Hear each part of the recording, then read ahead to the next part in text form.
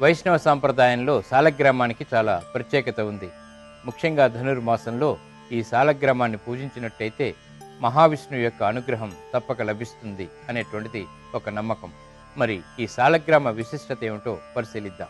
ధనుర్మాస సందర్భంలో విష్ణు స్వరూపమైనటువంటి సాలగ్రామాల విశిష్టతని తెలుసుకోవటం సర్వ శుభప్రదం.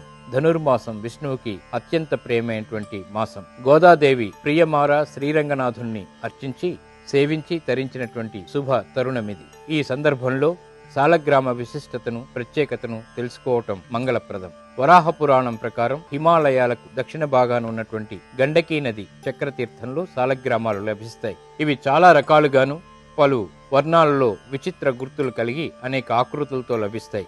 సాలగ్రామాన్ని సాక్షాత్తు విష్ణు స్వరూపంగా భావిస్తాం. శ్రీ మహావిష్ణువు భక్తురాలు గండకి. ఆమె శ్రీహరి కోసం తపస్సు చేసి స్వామిని ప్రత్యక్షం చేసుకుంది. ఆమె కోరిక మేరకు శ్రీహరి గండకికి నదీ రూపాన్ని అనుగ్రహించి ఆమె గర్భంలో సాలగ్రామంగా నివసించసాగాడు. అప్పటి నుంచి ఆ నది గర్భంలో ఉన్నటువంటి శిలారూపాలు సాలగ్రామాలుగా పూజలందుకుంటున్నాయి. ఈ ధనుర్మాసంలో వీటిని పూజించడం ద్వారా విష్ణు కృపకు పాత్రులు కావచ్చు. ఈ సాలగ్రామాల్ని విష్ణు సహస్రనామాలతో గాని పురుష సూక్తంతో గాని సేవించినట్టయితే శ్రీ మహావిష్ణువు యొక్క అనుగ్రహం త్వరితగతిని వారికి లభిస్తుంది.